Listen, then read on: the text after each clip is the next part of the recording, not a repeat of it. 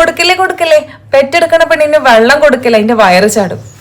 ഇങ്ങനെ വല്ല ഉമ്മമാരും പറയണ കേട്ടിട്ട് വെള്ളം കുടിക്കാതിരുന്നവരാണെങ്കിൽ അതിന്റെ പണി നിങ്ങൾക്ക് കിട്ടിയിട്ടുണ്ടാവും. കാരണം എന്താന്ന് വെച്ച് കഴിഞ്ഞാൽ ഡെലിവറി കഴിഞ്ഞ് കഴിഞ്ഞാൽ അല്ലെങ്കിൽ പ്രസവശേഷം നിങ്ങൾ 12 മുതൽ 16 ഗ്ലാസ് വരെ വെള്ളം കുടിക്കണം എന്നാണ്.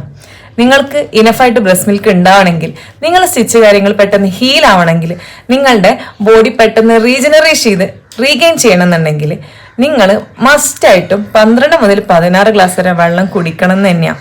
നിങ്ങൾ കൊടുക്കുന്ന ബ്രസ്റ്റ് മിൽക്കിൽ 90% വാട്ടർ ആയതുകൊണ്ട് തന്നെ നിങ്ങൾക്ക് കുഞ്ഞിന് ഇനഫായിട്ട് ബ്രസ്റ്റ് മിൽക്ക് ഇല്ല എന്നുള്ള പരാതി ഉണ്ടെങ്കിൽ ഫസ്റ്റ് നിങ്ങൾ ചെക്ക് ചെയ്യേണ്ടത് നിങ്ങൾ ഇനഫായിട്ട് വെള്ളം കുടിക്കുന്നുണ്ടോന്നാ.